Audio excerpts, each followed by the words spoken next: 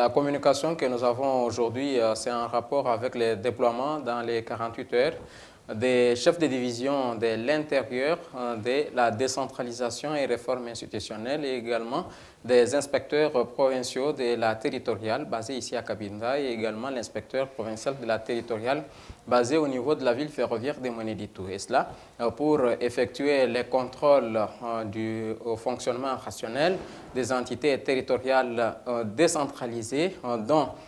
les différents secteurs et également les chefferies et également les entités territoriales déconcentrées. Et dans le cadre du contrôle pour les ETD, il sera question de contrôler la régularité de la tenue des JA ou les journaux d'activité, les modèles 8 en ce qui concerne les condensés du volet financier et également les rapports inhérents à l'état civil. Et cela de janvier jusqu'à août 2022. Et pour les cas des entités territoriales déconcentrées comme les territoires, il sera question de voir l'utilisation rationnelle des frais de fonctionnement reçus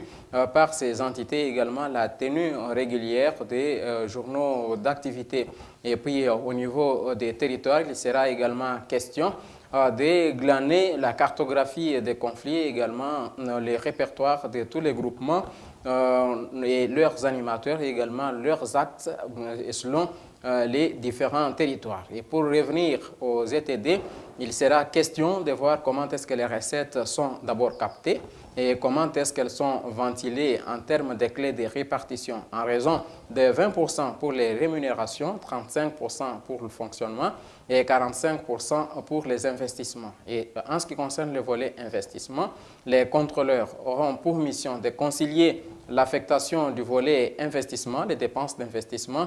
pour les concilier avec les actions menées au plan pragmatique par les animateurs de ces entités et surtout faire un rapport non complaisant à la hiérarchie dont moi-même. Voilà, ça entre dans le cadre de la bonne gouvernance qui se trouve dans les plannings d'action du gouvernement provincial de son Excellence, Monsieur le Gouverneur Nathan Ilunga Numbi, notamment en ce qui concerne son pilier de la gestion orthodoxe des deniers publics, Monsieur le journaliste. L'étape suivante, ça sera une contre-vérification qui probablement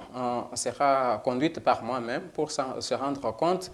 du travail abattu par les contrôleurs pour voir s'ils ont fait œuvre utile ou pas. Et par la suite, il y aura des sanctions pour ceux-là qui n'auront pas usé de la bonne gestion parce que nous avons pris du temps à donner de la pédagogie pour appeler les uns et les autres à faire du bon travail pour la prospérité, pour booster les développements de notre province.